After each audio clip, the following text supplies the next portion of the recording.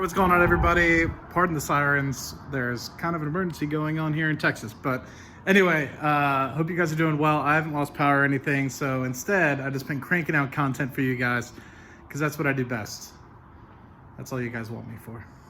But anyway, we're going to be talking about Palantir today. You guys know I'm a big Palantir fanboy. I've been talking about it since September. If you're in my WhatsApp group, you probably have left the WhatsApp group because all I do is talk about Palantir. But anyway, before I talk about Palantir too much, preface it with one thing.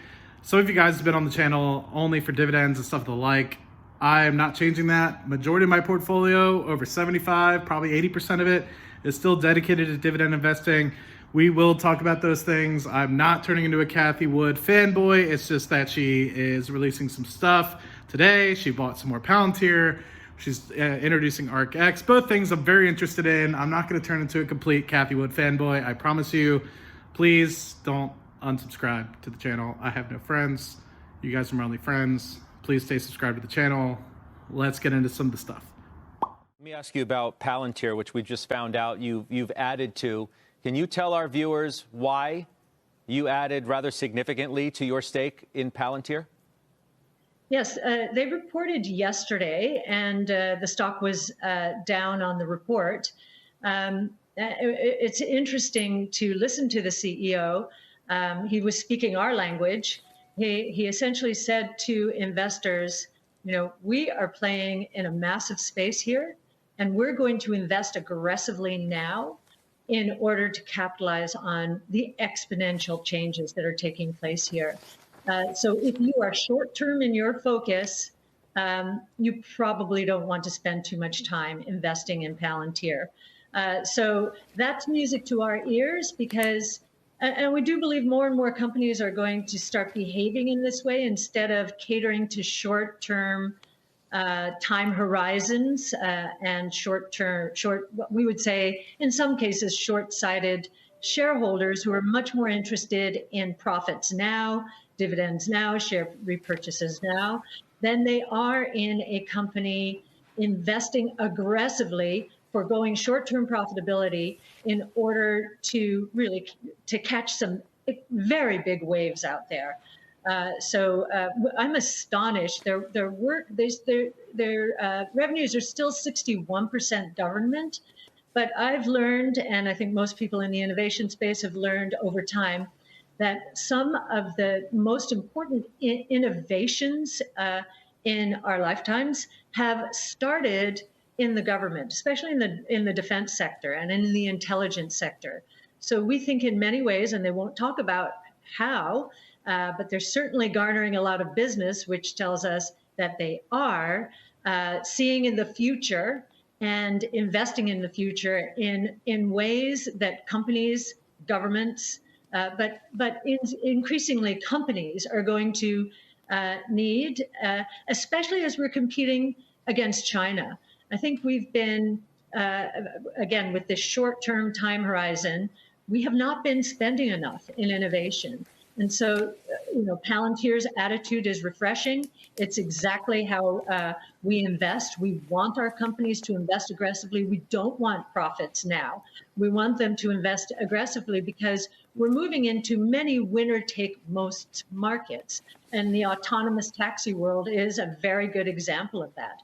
So thank you for those good words from Cathie. I think that was relatively interesting. And this is a lot about what I've been talking about for my investment in Palantir since the September timeframe. I've been telling people it's about 10 years away. It's about 10 years away. I don't look at it for what it can deliver today. I don't look for it for the short-term trade.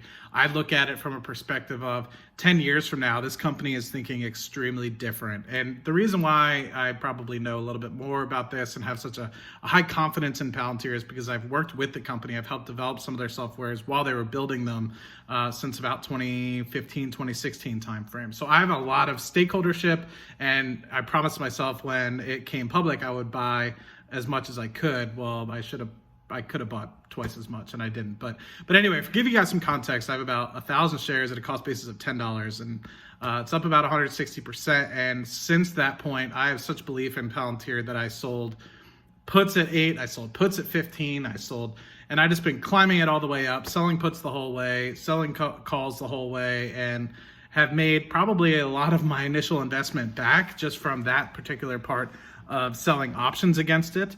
But at the end of the day, I think that it's necessary to look at the fact that it is a company that is trying to change things and change the way we do analytics. And I feel like a lot of people don't necessarily look at that.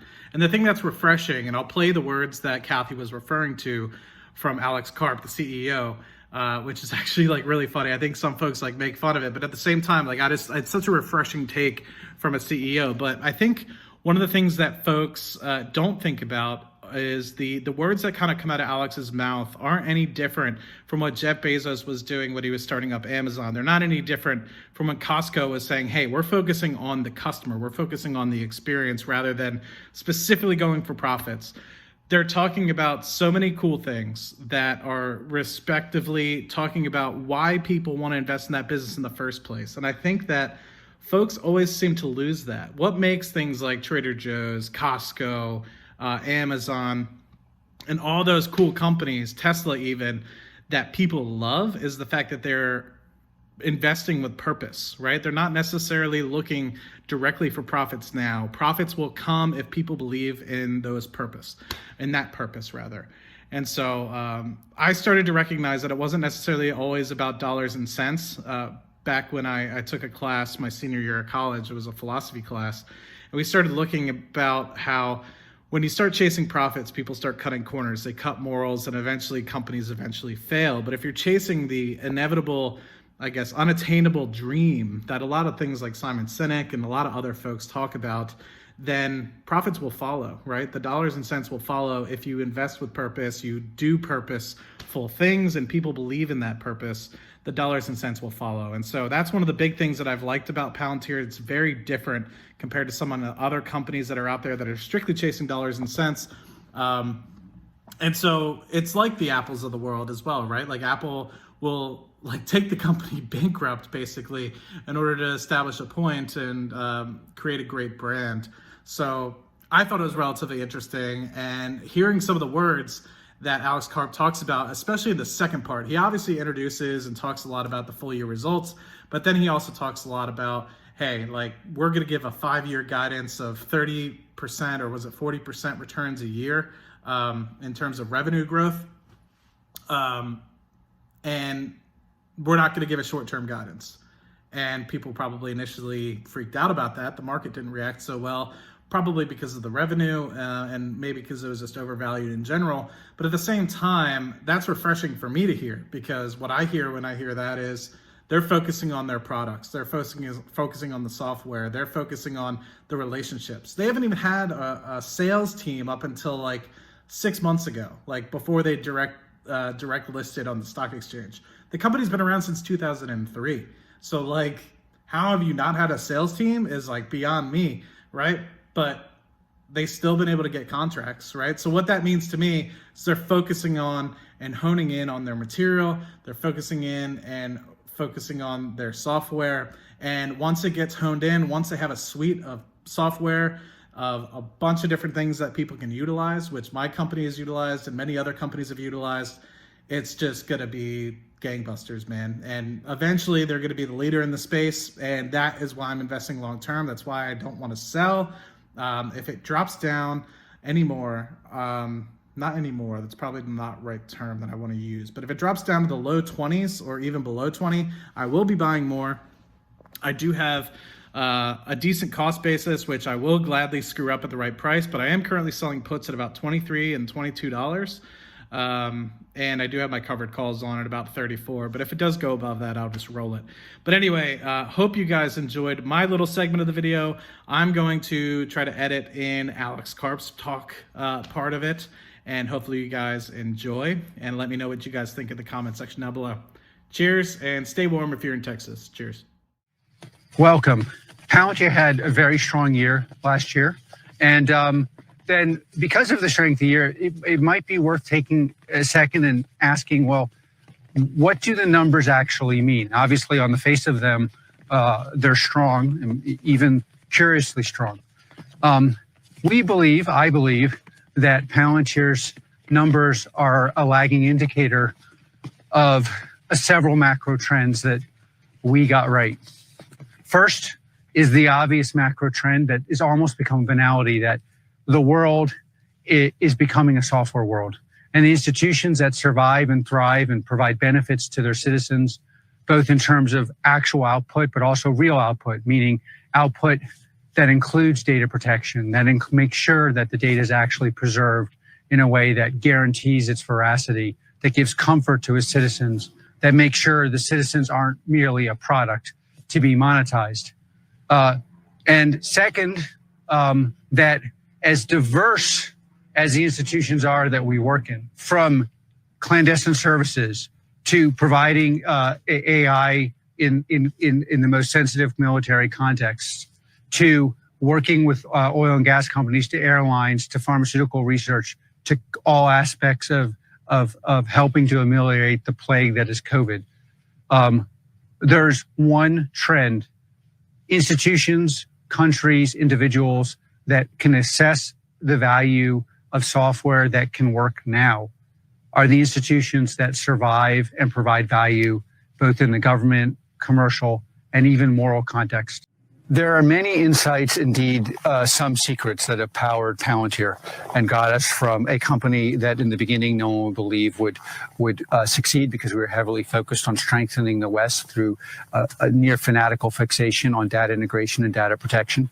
When we transferred to the commercial world, people didn't believe that would succeed because there's no history of anybody going from government to commercial. When we became a global company, people didn't believe that would succeed because typically companies that start in the American government or in America do not succeed or thrive abroad. When we went and did our DPO, people thought we should IPO because that is the best and quickest way to transfer money to Wall Street. But we believe we should be focused on allowing the average person to participate and therefore absorb that risk. And now, as we've had a pretty sublime year based on any conventional metric, and as you've seen the results, we want to underscore this relentless focus, what you could call an inside secret, what should be a banality of business, of a long-term focus on the health of what we believe is and will continue to be one of, and will become the most important software business in the world. And to do that, we're providing long-term guidance, pretty radical in the sense that we are committing to keeping a growth threshold of above 30% for the next 5 years, but not focused on the day-to-day, quarter-to-quarter, near-term focus that, quite frankly, destroys businesses. Is one of the main reasons why so many of our businesses, especially in tech, are actually only serving Wall Street and not serving their clients, and not serving an everyday investor, and generate suboptimal returns over time, because they too are a lagging indicator of the suboptimal performance, near-term myopicism of running a business. And at Palantir, obviously, we have rejected this in every way, both from the way we've produced software, from the way we interact with clients, from the bets we've made that tend to be bets that come to fruition years after very, very significant investment. In any case, we hope those of you on this call